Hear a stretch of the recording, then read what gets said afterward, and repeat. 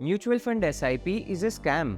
आप में से काफ़ी सारे बिगिनर इन्वेस्टर्स ये चीज़ आकर मेरे कमेंट सेक्शन में लिखते हैं जब उन्हें 1-2 साल तक कोई भी रिटर्न्स नहीं मिलते उनके इन्वेस्टमेंट पर, और उन्हीं नेगेटिव रिटर्न्स के साथ वो अपना इन्वेस्टमेंट विड्रॉ कर लेते हैं और आकर मुझे कमेंट सेक्शन में बताते हैं कि सर ये CAGR वगैरह सब ऑन पेपर ही दिखता है, रियलिटी में ऐसा नहीं होता। तो चलिए डिस्कस करते हैं कि क्या एसआईपी एक्चुअली में स्कैम है या नहीं। दोस्तों, कोविड 2020 एक ऐसा टाइम पीरियड था जहां पर बहुत सारे नए इन्वेस्टर्स एंटर हुए मार्केट में, जिन्होंने अपना इन्वेस्टमेंट शुरू किया वेदर थ्रू लमसम या फिर एसआईपी। ऐसे बहुत सारे इन्वेस्टर्स थे जिन्होंने मार्केट के ऑल टाइम हाई पर अपना पैसा इन्वेस्ट करना शुरू किया, और उसके बाद आज 3 साल हो चुके हैं, लेकिन स्टिल निफ्टी 50 एक साइडवेज रेंज में फंसा हुआ है। कोई भी बड़ा मूवमेंट हमें देखने को नहीं मिला है इतने टाइम पीरियड में, और यही रीज़न है कि बहुत सारे इन्वेस्टर्स का इन्वेस्टमेंट अमाउंट अभी भी रेड में है, लॉसेज में है, या फिर उनके जो रिटर्न्स है वो बहुत ज़्यादा कम है। और ऐसे ही 2-3 सालों तक अगर किसी बिगिनर को अच्छे रिटर्न्स नहीं मिलते तो वो ये सोचने लग जाते हैं कि यार इससे अच्छा तो पैसा मैंने एफडी में इन्वेस्ट कर लिया होता, वहाँ पर मुझे 6 या 7% इंटरेस्ट तो मिलता। यहाँ पर तो मुझे 2-3 सालों में कोई भी इंटरेस्ट नहीं मिला है और मेरा पैसा भी नेगेटिव रिटर्न्स दे रहा है। तो ये सोच एक्चुअली गलत है। यहाँ पर आपको मार्केट की आइडियोलॉजी को समझना होगा, जो काफ़ी सारे बिगिनर्स नहीं समझ पाते और वो काफ़ी सारी बड़ी गलतियां कर देते हैं। जो गलतियां अगर आप करने से बचोगे तो आप एक स्मार्ट इन्वेस्टर बनोगे और साथ ही लॉन्ग टर्म में आप बहुत ज़्यादा रिटर्न्स बना पाओगे अपने म्यूचुअल फंड इन्वेस्टमेंट्स के ऊपर।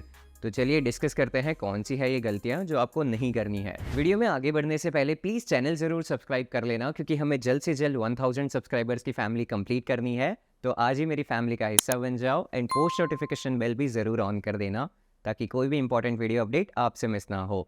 एंड जितने भी लोग मेरे वीडियोस पर लाइक करते हैं या फिर कमेंट्स ड्रॉप करके जाते हैं, आप सभी को दिल से थैंक यू। मुझे बहुत ज़्यादा मोटिवेशन मिलती है आपके लाइक्स और कमेंट्स देखकर। तो इस वीडियो को भी लाइक कर देना। चलिए डिस्कस करते हैं वो पहली गलती जो आपको नहीं करनी है। सबसे पहली और मेजर गलती जो यहाँ पर मैक्सिमम इन्वेस्टर्स करते हैं वो है अंडर परफॉर्मिंग या फिर गलत म्यूचुअल फंड चूज करना। अब किसी भी रैंडम पर्सन को अपनी मेहनत का पैसा देने से पहले 10 से 15 बार सोचते हो कि क्या मुझे इसको ये पैसा देना चाहिए या नहीं, क्या ये पैसा मुझे वापस मिलेगा, क्या वो टाइम पर रिटर्न कर देगा।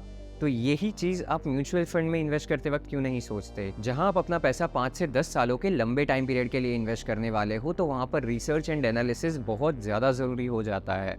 आपको किसी भी म्यूचुअल फंड में इन्वेस्ट करने से पहले खुद से रिसर्च करना है कि आप जहां भी अपना पैसा डाल रहे हो, क्या वो फंड अच्छा है या नहीं, वो आपको अच्छे रिटर्न्स बनाकर दे सकता है या नहीं। तो वहां पर ये बहुत ज़्यादा ज़रूरी है कि आप खुद से रिसर्च करो थोड़ा, उसके बाद कोई भी म्यूचुअल फंड चूज़ करो और अपना एक अच्छा सा वेल डाइवर्सिफाइड पोर्टफोलियो बनाओ। अगर आपको एक अच्छा म्यूचुअल फंड पोर्टफोलियो बनाना सीखना है तो मेरा ये वाला वीडियो ज़रूर देख लेना, जिसमें मैंने डिटेल में डिस्कस करे हैं सारे फैक्टर्स जो आपको ध्यान में रखने हैं कोई भी म्यूचुअल फंड पोर्टफोलियो बनाते वक्त। सो इन शॉर्ट, आपको थोड़ा सा रिसर्च करने के बाद अच्छे म्यूचुअल फंड्स ढूंढने हैं अपना पैसा इन्वेस्ट करने के लिए। किसी के कहने पर कोई भी म्यूचुअल फंड में अपना पैसा इन्वेस्ट मत कर देना।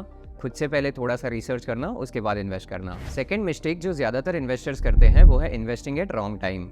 आपने काफ़ी बार ये सुना होगा कि मार्केट क्रैश के अंदर अपना ज़्यादा से ज़्यादा पैसा इन्वेस्ट करो या फिर अपनी एसआईपी का अमाउंट बढ़ा लो, लेकिन रियलिटी में आप ये कर ही नहीं पाओगे फियर और इमोशंस की वजह से। हम ज़्यादातर गिरते मार्केट में कम पैसा इन्वेस्ट करते हैं और बढ़ते मार्केट में ज़्यादा पैसा।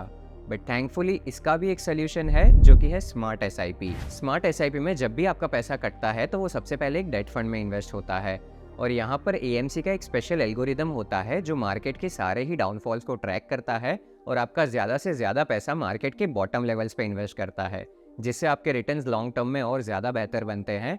अगर आप चाहो तो इसके रिलेटेड मैं एक और डिटेल वीडियो बनाऊंगा, मुझे कमेंट सेक्शन में बता देना। एंड थर्ड मिस्टेक जो यहाँ पर मेजॉरिटी ऑफ इन्वेस्टर्स करते हैं वो है शॉर्ट टर्म में ही अपना पैसा रिडीम कर लेना। जब किसी भी इन्वेस्टर को अच्छे रिटर्न्स नहीं दिखाई देते 1-2 सालों में, तो वो तुरंत अपना पैसा उस फंड से रिडीम कर लेते हैं। तो ये चीज़ आपको नहीं करनी है।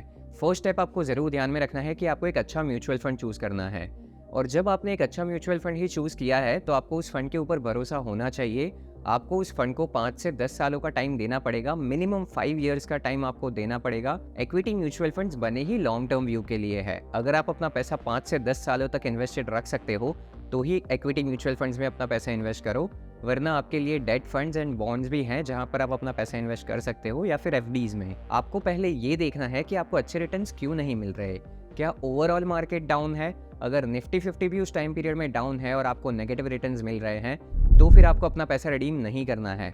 लेकिन अगर मार्केट कंप्लीटली बुलिश है, निफ्टी 50 काफ़ी अच्छा परफॉर्म कर रहा है, लेकिन आपका पोर्टफोलियो अच्छा परफॉर्म नहीं कर रहा, आपका म्यूचुअल फंड अच्छा परफॉर्म नहीं कर रहा, तो फिर आपको उस फंड में से अपना पैसा रिडीम करना है और एक अच्छा म्यूचुअल फंड चूज़ करना है। लेकिन अगर आपने एक ऑलरेडी अच्छा म्यूचुअल फंड चूज़ किया हुआ है तो आपको उसमें कन्विक्शन रखना है और आपको साथ में power of compounding and value of time समझना है। एंड इसका अगर मैं आपको एक एग्जांपल दूं तो सपोज आज के दिन आप 1 लाख रुपीज़ इन्वेस्ट कर रहे हो किसी भी म्यूचुअल फंड में और हम अज्यूम करते हैं कि ये 15% से ग्रो होगा एवरी ईयर। ठीक है, ऐसा एक्चुअली में होता नहीं है, उतार चढ़ाव होते रहते हैं, बट लॉन्ग टर्म में हम अज्यूम करके चलते हैं कि हमें 10 साल बाद या 20 साल बाद 15% CAGR के साथ रिटर्न्स मिलेंगे।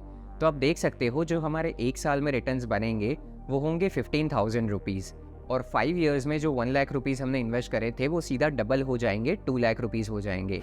एंड जब इसी इन्वेस्टमेंट अमाउंट को हम 10 इयर्स तक ग्रो होने देते हैं तो हमें जो रिटर्न्स मिलेंगे वो 3 लाख रुपीज़ होंगे।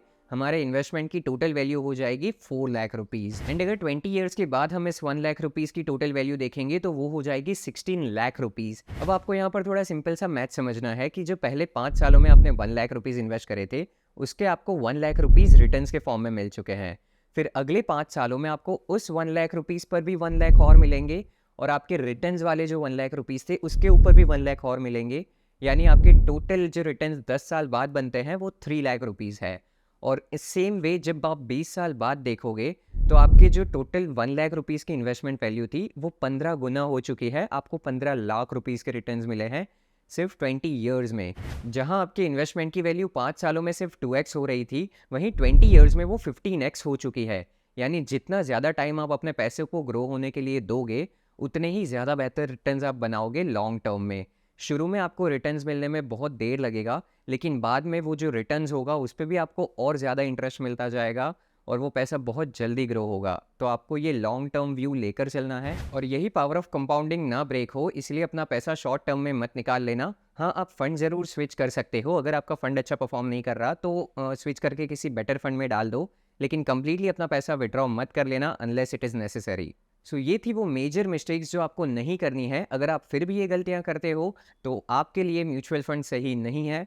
आप भी कुछ वक्त के बाद आकर यही कहोगे कि sir mutual fund is a scam. लेकिन मैं चाहता हूँ कि आप एक स्मार्ट इन्वेस्टर बने और अपने पैसों के साथ सही डिसीजंस लेना सीखें, जिसके लिए मैं ऐसे ही इंपॉर्टेंट एंड वैल्यूएबल वीडियोस आपके लिए लाता रहूँगा। और अभी भी कुछ डाउट या फिर क्वेश्चन है या फिर कोई फीडबैक है तो मुझे कमेंट सेक्शन में ज़रूर बताना, या फिर आकर मेरे इंस्टाग्राम पर भी मुझसे पर्सनली आप कनेक्ट कर सकते हो। एंड चैनल ज़रूर सब्सक्राइब कर लेना गाइस। वीडियो अच्छा लगा हो तो शेयर कर दो एंड अगर इस वीडियो से कुछ वैल्यू मिली हो तो प्लीज़ वीडियो को लाइक कर देना एंड कमेंट में मुझे बता दो अगला वीडियो किस टॉपिक के ऊपर चाहिए। Till then take care and see you guys, bye bye.